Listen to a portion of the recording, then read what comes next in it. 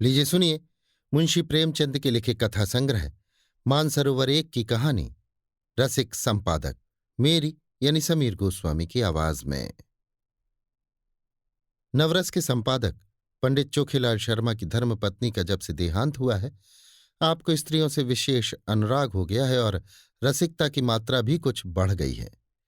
पुरुषों के अच्छे अच्छे लेख रद्दी में डाल दिए जाते हैं, पर देवियों के लेख कैसे भी हों तुरंत स्वीकार कर लिए जाते हैं और बहुधा लेख की रसीद के साथ लेख की प्रशंसा कुछ इन शब्दों में की जाती है।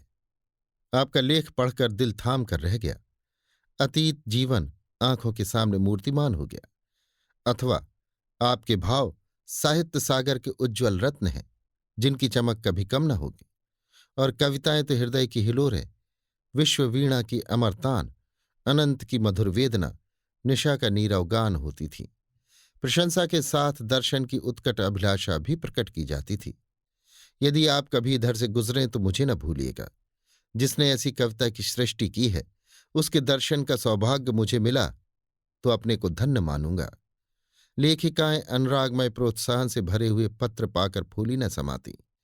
जो लेख अभागे भिक्षुक की भांति कितने ही पत्र पत्रिकाओं के द्वार से निराश लौट आए थे, उनका यहाँ इतना आदर। पहली बार ही ऐसा संपादक जन्मा है जो गुणों का पारखी है। और सभी संपादक अहमन्य हैं, अपने आगे किसी को समझते ही नहीं। जरा सी संपादकी क्या मिल गई, मानो कोई राज्य मिल गया। संपादकों को कहीं सरकारी पद मिल जाए तो अंधेर मचा दे। वो तो कहो कि सरकार इन्हें पूछती नहीं, उसने बहुत अच्छा किया जो ऑर्डिनेंस पास कर दिए। और स्त्रियों से द्वेष करो, ये उसी का दंड है। ये भी संपादक ही हैं, कोई घास नहीं छीलते। और संपादक भी एक जगत विख्यात पत्र के। नवरस सब पत्रों में राजा है। चोखेलाल जी के पत्र की ग्राहक संख्या बड़े वेग से बढ़ने लगी। हर डाक से धन्यवादों की एक बाढ़ सी आ जाती और लेखिकाओं में उनकी पूजा होने लगी। ब्याह गौना मुंडन छेदन जन्म मरण के समाचार आने लगे। कोई आशीर्वाद मांगती, कोई उनके मुख से सांत्वना के 2 शब्द सुनने की अभिलाषा करती, कोई उनसे घरेलू संकटों में परामर्श पूछती। और महीने में 10-5 महिलाएं उन्हें दर्शन भी दे जातीं। शर्मा जी उनकी अवाई का तार या पत्र पाते ही स्टेशन पर जाकर उनका स्वागत करते, बड़े आग्रह से उन्हें एक आध दिन ठहराते, उनकी खूब खातिर करते। सिनेमा के फ्री पास मिले हुए थे ही खूब सिनेमा दिखाते। महिलाएं उनके सद्भाव से मुग्ध होकर विदा होती। मशहूर तो यहां तक कि शर्मा जी का कई लेखिकाओं से बहुत ही घनिष्ठ संबंध हो गया है। लेकिन इस विषय में हम निश्चयपूर्वक कुछ नहीं कह सकते। हम तो इतना ही जानते हैं कि जो देवियां एक बार यहां आ जाती, वो शर्मा जी की अनन्य भक्त हो जाती। बेचारा साहित्य की कुटिया का तपस्वी है, अपने विधुर जीवन की निराशाओं को अपने अंतःस्थल में संचित रखकर मूक वेदना में प्रेम माधुर्य का रसपान कर रहा है। संपादक जी के जीवन में जो कमी आ गई थी, उसकी कुछ पूर्ति करना महिलाओं ने अपना धर्म सा मान लिया। उनके भरे हुए भंडार में से अगर एक क्षुधित प्राणी को थोड़ी सी मिठाई दी जा सके तो उससे भंडार की शोभा ही है। कोई देवी पार्सल से अचार भेज देती, कोई लड्डू। एक ने पूजा का ऊनी आसन अपने हाथों बनाकर भेज दिया। एक देवी महीने में एक बार आकर उनके कपड़ों की मरम्मत कर देती थी। दूसरी देवी महीने में 2-3 बार आकर उन्हें अच्छी अच्छी चीजें बनाकर खिला जाती थी। अब वो किसी एक के न होकर सबके हो गए थे। स्त्रियों के अधिकारों का उनसे बड़ा रक्षक शायद ही कोई मिले। पुरुषों से तो शर्मा जी को हमेशा तीव्र आलोचना ही मिलती थी। श्रद्धामय सहानुभूति का आनंद तो उन्होंने स्त्रियों ही में पाया। एक दिन संपादक जी को एक ऐसी कविता मिली जिसमें लेखिका ने अपने उग्र प्रेम का रूप दिखाया था। अन्य संपादक उसे अश्लील कहते, लेकिन चोखीलाल इधर बहुत उदार हो गए थे। कविता इतने सुंदर अक्षरों में लिखी थी, लेखिका का नाम इतना मोहक था कि संपादक जी के सामने उसका एक कल्पना चित्र सा आकर खड़ा हो गया। भावुक प्रकृति, कोमल गात, याचना भरे नेत्र, बिंबाधर, चंपई रंग, अंग अंग में चपलता भरी हुई, पहले गोंद की तरह शुष्क और कठोर, आर्द्र होते ही चिपक जाने वाली। उन्होंने कविता को 2-3 बार पढ़ा और हर बार उनके मन में सनसनी दौड़ी। क्या तुम समझते हो मुझे छोड़कर भाग जाओगे? भाग सकोगे? मैं तुम्हारे गले में हाथ डाल दूंगी, मैं तुम्हारी कमर में करपाश कस दूंगी, मैं तुम्हारा पांव पकड़कर रोक लूंगी, तब उस पर सिर रख दूंगी। क्या तुम समझते हो मुझे छोड़कर भाग जाओगे? छोड़ सकोगे? मैं तुम्हारे अधरों पर अपने कपोल चिपका दूंगी। उस प्याले में जो मादक सुधा है उसे पीकर तुम मस्त हो जाओगे और मेरे पैरों पर सिर रख दोगे। क्या तुम समझते हो मुझे छोड़कर भाग जाओगे? कामाक्षी। शर्मा जी को हर बार इस कविता में एक नया रस मिलता था। उन्होंने उसी क्षण कामाक्षी देवी के नाम ये पत्र लिखा। आपकी कविता पढ़कर मैं नहीं कह सकता मेरे चित्त की क्या दशा हुई। हृदय में एक ऐसी तृष्णा जाग उठी है जो मुझे भस्म किए डालती है। नहीं जानता इसे कैसे शांत करूं। बस यही आशा है कि इसको शीतल करने वाली सुधा भी वहीं मिलेगी जहां से ये तृष्णा मिली है। मन मतंग की भांति जंजीर तोड़ाकर भाग जाना चाहता है। जिस हृदय से ये भाव निकले हैं उसमें प्रेम का कितना अक्षय भंडार है। उस प्रेम का जो अपने को समर्पित कर देने में ही आनंद पाता है। मैं आपसे सत्य कहता हूं, ऐसी कविता मैंने आज तक नहीं पढ़ी थी और इसने मेरे अंदर जो तूफान उठा दिया है वो मेरी विधुर शांति को छिन्न भिन्न किए डालता है। आपने गरीब की फूस की झोपड़ी में आग लगा दी है, लेकिन मन ये स्वीकार नहीं करता कि ये केवल विनोद क्रीड़ा है। इन शब्दों में मुझे एक ऐसा हृदय छिपा हुआ ज्ञात होता है जिसने प्रेम की वेदना सही है, जो लालसा की आग में तपा है। मैं इसे अपना परम सौभाग्य समझूंगा यदि आपके दर्शनों का सौभाग्य पा सका। ये कुटिया अनुराग की भेंट लिए आपका स्वागत करने को तड़प रही है। सब प्रेम। तीसरे ही दिन उत्तर आ गया। कामाक्षी ने बड़े भावुकतापूर्ण शब्दों में कृतज्ञता प्रकट की थी और अपने आने की तिथि बताई थी। आज कामाक्षी का शुभागमन है। शर्मा जी ने प्रातःकाल हजामत बनवाई, साबुन और बेसन से स्नान किया। महीन खद्दर की धोती, कोकटी का ढीला चुन्नटदार कुर्ता, मलाई के रंग की रेशमी चादर। इस ठाठ से आकर कार्यालय में बैठे तो सारा दफ्तर गमक उठा। दफ्तर की भी खूब सफाई करा दी गई थी। बरामदे में गमले रखवा दिए गए थे। मेज पर गुलदस्ते सजा दिए गए थे। गाड़ी 9 बजे आती है, अभी 8:30 है। 9:30 तक यहां आ जाएगी। इसी परेशानी में कोई काम नहीं हो रहा है। बार बार घड़ी की ओर ताकते हैं, फिर आईने में अपनी सूरत देखकर कमरे में टहलने लगते हैं। मूंछों में 2-4 बाल पके हुए नजर आ रहे हैं। उन्हें उखाड़ फेंकने का इस समय कोई साधन नहीं है। कोई हरज नहीं, इससे रंग कुछ और ज्यादा जमेगा। प्रेम जब श्रद्धा के साथ आता है तब वो ऐसा मेहमान हो जाता है जो उपहार लेकर आता हो। युवकों का प्रेम खर्चीली वस्तु है, लेकिन महात्माओं या महात्मापन के समीप पहुंचे हुए लोगों का प्रेम उल्टे और कुछ ले आता है।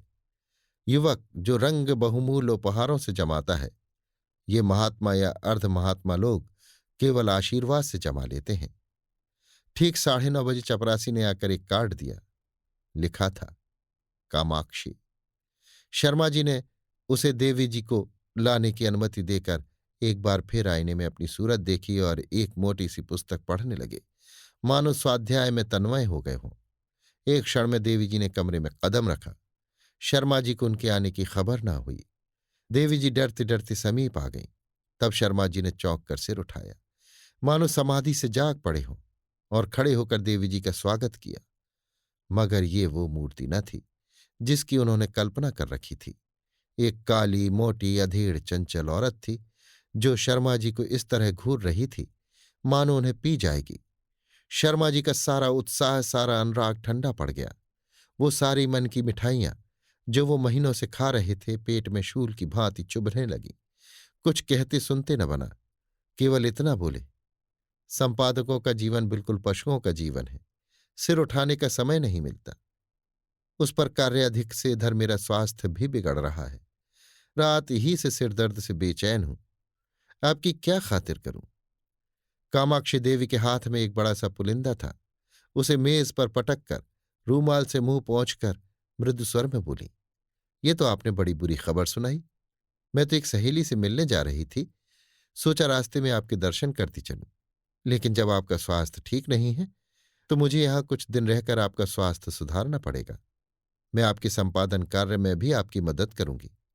आपका स्वास्थ्य स्त्री जाति के लिए बड़े महत्व की वस्तु है। आपको इस दशा में छोड़कर मैं अब जा नहीं सकती।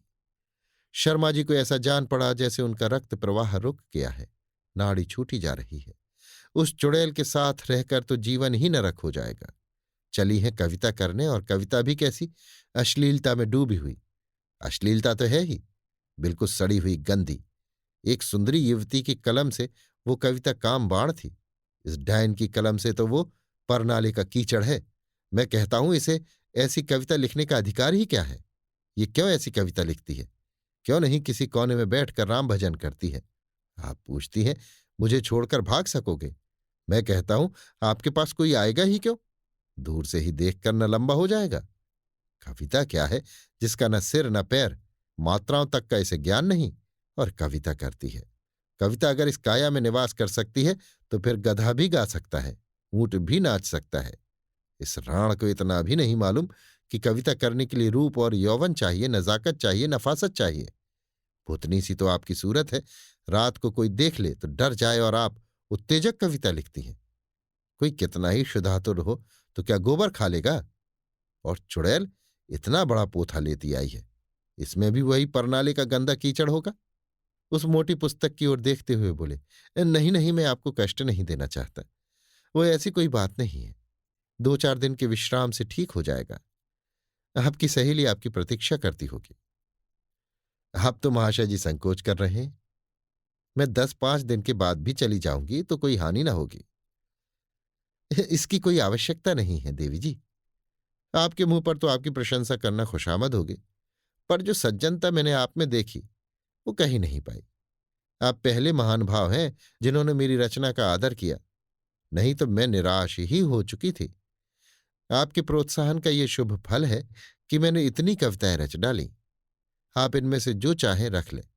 मैंने एक ड्रामा भी लिखना शुरू कर दिया है, उसे भी शीघ्र ही आपकी सेवा में भेजूंगी। कहीं तो 2-4 कविताएं सुनाऊं। ऐसा अवसर मुझे फिर कब मिलेगा? ये तो नहीं जानती कि कविताएं कैसी हैं, पर आप सुनकर प्रसन्न होंगे। बिल्कुल उसी रंग की हैं। उसने अनुमति की प्रतीक्षा न की, तुरंत पोथा खोलकर एक कविता सुनाने लगी। शर्मा जी को ऐसा मालूम होने लगा जैसे कोई भिगो भिगो कर जूते मार रहा है। कई बार उन्हें मतली आ गई, जैसे 1000 गधे कानों के पास खड़े अपना स्वर अलाप रहे हों। कामाक्षी के स्वर में कोयल का माधुर्य था, पर शर्मा जी को इस समय वो भी अप्रिय लग रहा था। सिर में सचमुच दर्द होने लगा। वो गधी टलेगी भी या यों ही बैठी सिर खाती रहेगी? इसे मेरे चेहरे से भी मेरे मनोभावों का ज्ञान नहीं हो रहा है। उस पर आप कविता करने वाली हैं। इस मुंह से तो महादेवी या सुभद्रा कुमारी की कविताएं भी घृणा ही उत्पन्न करेंगी। आखिर ना रहा गया। बोले, आपकी रचनाओं का क्या कहना? आप ये संग्रह यहीं छोड़ जाएं, मैं अवकाश में पढ़ूंगा। इस समय तो बहुत सा काम है। कामाक्षी ने दयार्द्र होकर कहा, आप इतना दुर्बल स्वास्थ्य होने पर भी इतने व्यस्त रहते हैं, मुझे आप पर दया आती है। आपकी कृपा है। आपको कल अवकाश रहेगा? जरा मैं अपना ड्रामा सुनाना चाहती हूं। खेद है, कल मुझे जरा प्रयाग जाना है। तो मैं भी आपके साथ चलूं? गाड़ी में सुनाती चलूंगी। कुछ निश्चय नहीं किस गाड़ी से जाऊं। आप लौटेंगी कब तक? यह भी निश्चय नहीं। और टेलीफोन पर जाकर बोले, हेलो, नंबर 77। कामाक्षी ने आधे घंटे तक उनका इंतजार किया, मगर शर्मा जी एक सज्जन से ऐसी महत्व की बातें कर रहे थे जिसका अंत ही होने न पाता था। निराश होकर कामाक्षी देवी विदा हुई और शीघ्र ही फिर आने का वादा कर गई। शर्मा जी ने आराम की सांस ली और उस पोथे को उठाकर रद्दी में डाल दिया और जले हुए दिल से आप ही आप कहा, ईश्वर ना करे कि फिर तुम्हारे दर्शन हो। कितनी बेशर्म है कुल्टा कहीं की। आज इसने सारा मजा किरकिरा कर दिया। फिर मैनेजर को बुलाकर कहा, कामाक्षी की कविता नहीं जाएगी। मैनेजर ने स्तंभित होकर कहा, फॉर्म तो मशीन पर है। कोई हरज नहीं, फॉर्म उतार लीजिए। बड़ी देर होगी। होने दीजिए, ये कविता नहीं जाएगी। अभी आप सुन रहे थे मुंशी प्रेमचंद के लिखे कथा संग्रह मानसरोवर 1 की कहानी रसिक संपादक, मेरी यानी समीर गोस्वामी की आवाज में।